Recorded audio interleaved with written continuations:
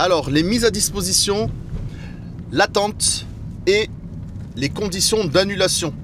Petite vidéo explicative et technique concernant 3 modules que je trouve intéressants. Donc, j'aimerais vous partager pour vous montrer et vous dire comment moi je fais depuis des années. Alors, dans le module mise à disposition, on va parler de combien facturer le client à l'heure, combien de kilomètres est inclus dans ce taux horaire et les longues distances, parce que ça arrive des fois que le client veut faire une mise à dispo mais il veut aller loin. Donc est-ce qu'on calcule pareil ou pas le taux horaire? Donc ça c'est pour le module mise à dispo. Le deuxième module c'est l'attente, donc combien facturer le client pour l'attente, au bout de combien de temps facturer le client et combien le faire payer en fonction de où est le pick-up, si c'est l'aéroport ou pas. Troisième module, c'est les conditions d'annulation. Au bout de combien de temps on fait payer l'annulation, quand et quelles sont les différences entre quand c'est un client en direct, quand c'est une agence, quand c'est un sous-traitant, etc., etc. Donc voilà, c'est un peu technique. Je voulais juste partager un peu mon expérience. Je trouvais que ça pouvait aider certains parce qu'il y en a, je pense qu'il y en a plusieurs qui, en tout cas c'est ce que je vois dans les commentaires, qui ne savent pas combien je dois facturer, est-ce que je dois facturer, mais si je facture, le client ne va plus m'appeler. Si c'est le client ne s'est pas présenté, est-ce que je facture quand même? Et s'il n'a pas payé en avance, comment je fais? Voilà, c'est beaucoup de questions qui reviennent. Ça arrive souvent, même sur le terrain. Donc je voulais faire une petite vidéo explicative. En tout cas, partager mon expérience. Je tiens à préciser que je ne suis pas formateur, je ne suis pas le parrain des VTC. Je ne suis pas syndicat non plus, je partage juste mon expérience personnelle. Ça ne veut pas dire que j'ai la science infuse. Donc voilà, c'est juste pour vous aider, à vous aiguiller dans vos projets professionnels. Et j'espère que ça vous aidera.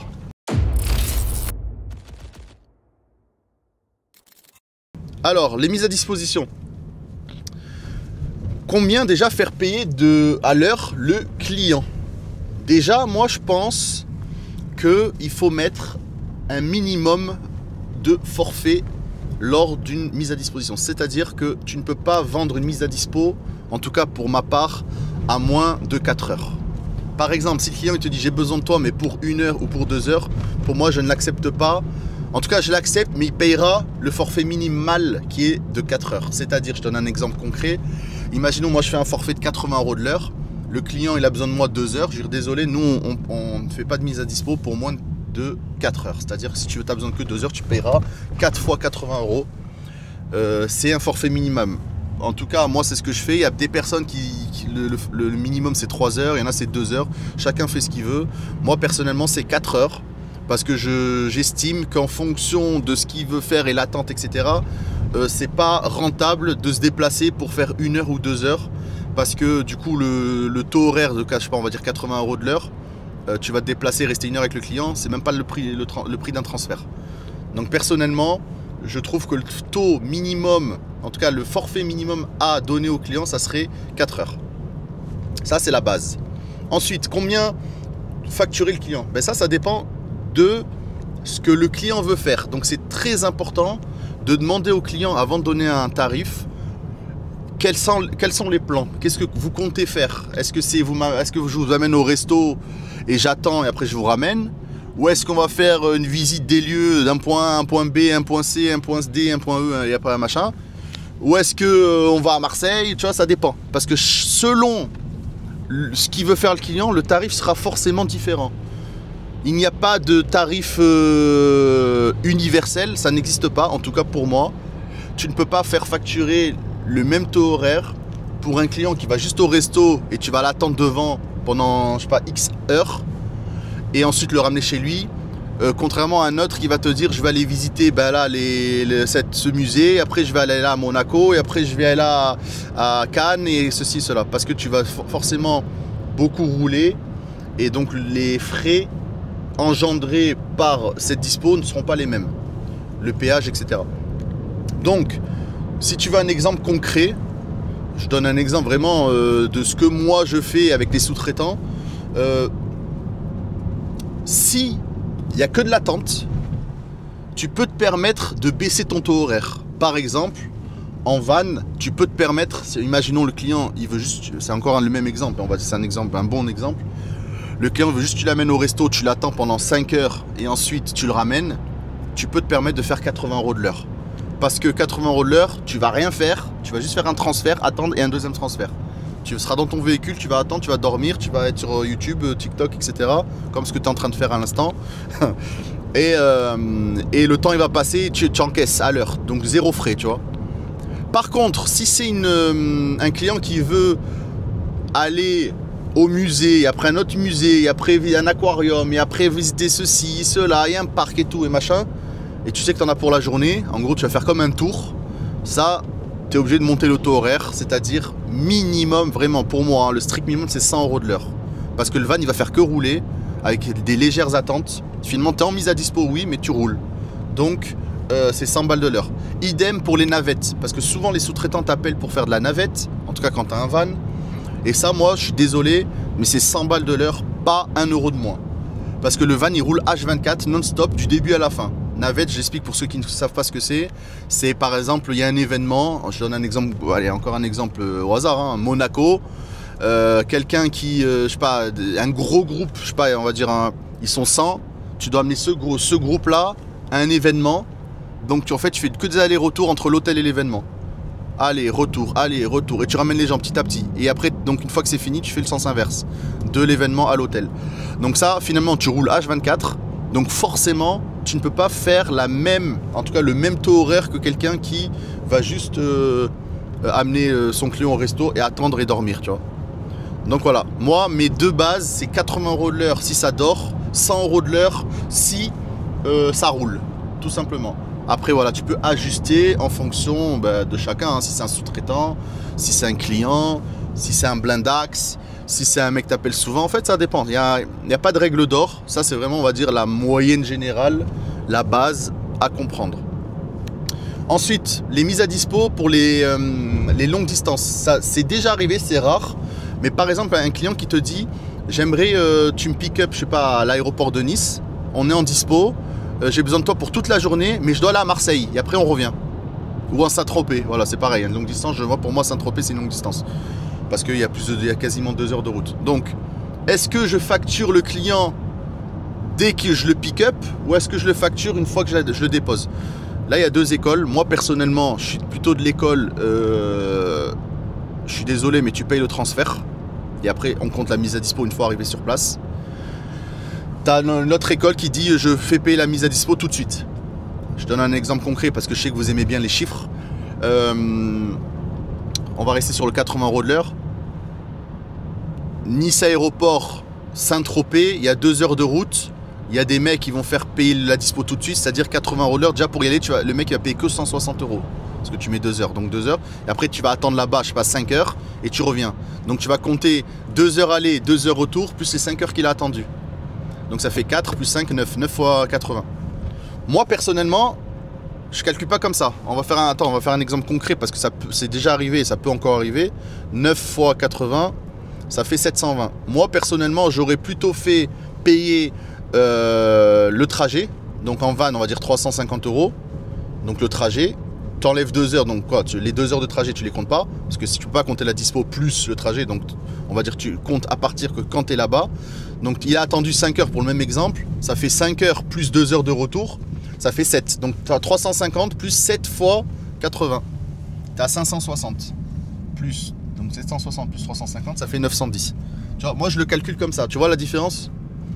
Donc en fait, chacun fait un peu ce qu'il veut.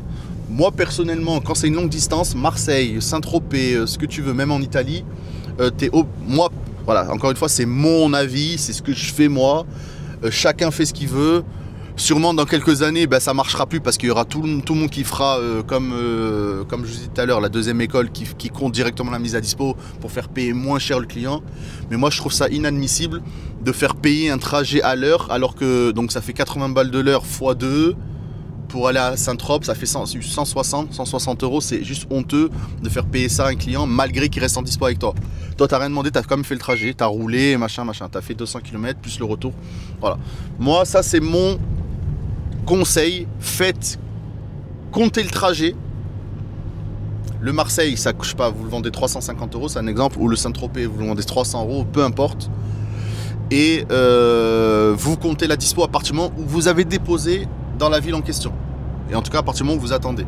Donc, pour moi, c'est comme ça qu'on fait pour les mises à dispo longue distance. Voilà. Ça, c'était donc le module mise à dispo. C'était un peu long, je sais pas, mais j'espère que vous avez appris des choses. Maintenant, on va passer au module attente. Alors maintenant, on va parler de l'attente. Alors déjà, il faut savoir que l'attente, il y a deux attentes différentes. Tu as l'attente à l'aéroport et l'attente hors aéroport. Pourquoi? Parce que l'aéroport, il est toujours dépendant des avions, des retards, etc. Alors que hors aéroport, le client, quand il réserve, il est censé arriver à l'heure, tu vois. Donc, pour donner des exemples concrets, imaginons le client, il réserve pour 13 h. Tu es censé l'attendre jusqu'à 14 h maximum avant de lui faire payer quoi que ce soit. Je sais que c'est un peu chiant, mais c'est comme ça. Ça a toujours été comme ça. Tu as toujours une heure inclus avec le client, le sous-traitant, les agences, peu importe. Ça a toujours été comme ça, ça sera toujours comme ça. Donc, tu ne peux pas faire payer le client parce que tu as attendu 45 minutes après que l'avion a atterri. En parlant de l'avion qui a atterri, c'est extrêmement important de savoir que faut toujours prendre l'heure à partir de l'avion quand il arrive plutôt que l'heure de réservation du client. Je te donne un exemple concret. Si le client réserve à 13 h mais que l'avion il arrive à 14 h parce qu'il y a une heure de retard, tu peux pas lui dire au client ben, je vous ai attendu de 13 à 14, maintenant je vous fais payer de l'attente. Non, tu es obligé de traquer l'avion, c'est toi le professionnel, tu dois venir quand l'avion atterrit et tu comptes l'heure à partir du moment où il a atterri. Je sais que c'est un peu atroce, mais c'est comme ça. Ça a toujours été comme ça. Donc il faut faire avec ses règles, c'est-à-dire une heure d'attente inclus à l'atterrissage. Chose qui est différente quand ce n'est pas à l'aéroport. Moi personnellement, je mets 30 minutes d'attente gratuit. Au bout de 30 minutes, tu factures un petit quelque chose. Voilà. Par exemple, tu te dis viens me chercher chez moi ou viens me chercher au resto. Il sort pas à la seconde. Des fois, il met 5, 10, 15 minutes à sortir ou plus. 15 minutes, c'est un peu chiant, mais voilà, t'attends. Ça, c'est obligatoire, c'est inclus. Il y en a, ils vont jusqu'à 30 minutes, dont moi. Moi, je pense 30 minutes, c'est... Voilà, ça arrive, c'est rare, hein, mais ça peut arriver. Au-delà de 30 minutes, tu es obligé de facturer un extra. L'extra, après, c'est toi qui vois 20 €, 30 €, 40 €. Ça dépend si tu veux faire une heure de dispo. Il y a des gens, voilà, au bout de 31 minutes, ils font quoi? Ils comptent une heure de dispo, 80 € par exemple. Il y en a, ils font la moitié d'une heure de dispo, donc une demi-heure de dispo, donc 40 €. Tu vois, ça dépend. Chacun, il juge un peu ce qu'il veut, chacun fait à peu près ce qu'il veut. Moi, je juge au client, en fait. Si c'est un client régulier, bah, c'est cadeau. Si c'est un client qui m'appelle une fois tous les 3 ans, là, je fais payer. Pareil pour les sous-traitants. Si c'est un sous-traitant, il m'appelle régulièrement, je vais pas aller l'embêter pour 35 minutes. Par contre, si c'est un mec qui m'appelle une fois tous les 25 ans, désolé mon pote, j'ai attendu une demi-heure, 3/4 d'heure. J'avais une course après, j'ai dû la sous-traiter. Donc ton client m'a fait galérer, tu payes. Voilà. Chacun, il fait ce qu'il veut. Encore une fois, c'est juste un partage d'idées pour vous baser sur quelque chose. Rien n'est officiel, ce n'est pas une règle d'or. C'est vraiment, tout est flexible. Ça dépend du texte et du contexte. Donc ça, c'était pour l'attente. Maintenant, on va parler des annulations et les conditions, en tout cas des annulations. Comment, au bout de combien de temps faire payer l'annulation et c'est quoi le délai, etc. Moi, personnellement, je sais que c'est un peu relou, mais je suis flexible parce que si t'es pas flexible, les gens ne t'appellent plus, que ce soit les clients ou les sous-traitants. Moi, perso, pour donner quelque chose de concret, j'essaye de mettre en place que l'annulation sous 24 heures, c'est gratuit. Moins de 24 heures, vous payez quelque chose. Par exemple, la moitié de la course. Donc en fait, j'ai deux critères. Le premier critère, c'est 24 heures. Le deuxième critère, c'est 1 heure. Donc en fait, si le client il annule plus de 24 heures avant, c'est-à-dire, imaginons, là il est 9 h du matin. Imaginons, il m'a réservé pour demain 10 h. Donc il y a plus de 24 heures. Là, s'il m'annule, il me dit ouais, j'ai pas besoin de toi demain, finalement j'ai autre chose. Eh ben là, c'est gratos, pas de souci, monsieur. Non. Par contre, là il est 9 h, il m'envoie un message, il me dit demain j'ai plus besoin de toi alors qu'il m'avait réservé pour demain 8 heures, donc ça fait moins de 24 heures. Là, on est censé, on est censé, après qui le fait, personne je pense, dire au client, désolé, mais à moins de 24 heures, vous payez une pénalité de 50% de la course, par exemple. Mais le problème, c'est si tu fais ça, plus personne t'appelle. Que ce soit les clients, les sous-traitants, et voilà. En fait, il faut être très flexible sur l'annulation, tu vois. Et de l'autre côté, si c'est le client qui te dit moins d'une heure avant, en fait, finalement, j'ai pas besoin de vous, j'ai quelqu'un de ma famille qui vient me chercher. Là, je suis désolé, moi je suis venu, j'étais sur place, vous êtes obligé de payer la course, quoi. Si c'est pas déjà payé, je peux pas vous rembourser, tu vois, c'est à toi de voir et d'ajuster. Voilà, les annulations, franchement, c'est assez compliqué à gérer parce que ça dépend vraiment, encore une fois, du texte et du contexte. La relation que tu as avec le client et ou le sous-traitant. Comme d'hab, si c'est un client régulier, moi ça m'arrive souvent des clients réguliers qui annulent ou qui changent aux dernières minutes. Ou... Tu peux pas, t'es obligé de subir, voilà. C'est nous les pros, on subit et c'est comme ça. Je voulais faire une petite parenthèse sur les no-show. No-show, ça veut dire en gros course payée mais la course n'a pas été faite. Comment on gère cela et au bout de combien de temps, etc. Alors les no-show, pour moi, il y a deux conditions, uniquement deux conditions. La première, c'est si le client te dit de lui-même, désolé, finalement, j'ai pas besoin de vous, j'ai quelqu'un de ma famille qui est venu me chercher, j'ai oublié et tout, mais voilà. Donc ça, c'est no show, c'est-à-dire qu'en gros, la course est payée alors que tu l'as pas faite. Donc c'est clair, en fait, c'est le client de lui-même qui te dit, j'ai pas besoin de toi, que ce soit en client direct, que même si c'est une course d'un sous-traitant, hein. Le client te dit ça, tu t'envoies au sous-traitant, ouais, le client n'a pas besoin de moi. C'est une erreur de sa part, donc voilà, il paye la course alors que tu ne l'as pas faite. Et pour donc la deuxième condition de no-show acceptée, c'est si le client ne te donne aucune nouvelle. C'est-à-dire, il est à l'aéroport, tu as un pick-up à, je sais pas, à 13h, tu es sur place, tu as attendu jusqu'à 14h, aucune nouvelle du client, 1 heure d'attente comme d'hab, hein. Eh ben, no-show. Donc au bout de 1 heure sans nouvelles du client, no show. Donc tu es payé alors que tu n'as pas fait la course. Donc voilà les deux conditions. C'est si le client lui-même te dit je n'ai pas besoin de vous et si le client ne donne aucun signe de vie. No show assuré au bout de 1 heure d'attente, bien sûr, pas avant. On considère encore une fois que les 1 heure d'attente sont incluses. Idem quand c'est pas à l'aéroport, c'est une demi-heure. Pas de nouvelles du client, no show. Donc tu factures le sous-traitant ou tu factures le client en espérant que tu as déjà facturé, sinon c'est compliqué de récupérer son argent une fois que la course a été une fois que le client n'est pas là et qu'il t'a pas payé, donc voilà, c'est un peu compliqué. Donc voilà, j'espère que cette petite vidéo sur les mises à dispo, l'attente, les annulations et les no-show vous a un petit peu aidé. Je sais pas si c'était un peu long, mais je trouvais ça super intéressant de partager un peu mon point de vue par rapport à ça. Je pense qu'il y a beaucoup de personnes qui se posaient des questions par rapport à ça. Justement, ils ne savaient pas trop quoi dire aux clients. N'hésitez pas, surtout pour les mises à dispo, ne donnez pas de tarif tant que vous ne savez pas ce que le client fait. Le client, il comprend, ne vous inquiétez pas. Même si vous lui dites, dès le début, il vous demande, je dis, monsieur, j'ai besoin de savoir ce que vous allez faire parce qu'en fonction de ça, le tarif, il change. Le mec, il te dit, ouais, je dois aller là, je dois faire ça. Donc au final, il n'y a rien de méchant, hein. C'est juste normal, c'est le travail. Donc voilà. Merci d'avoir regardé cette petite vidéo. Tchuss!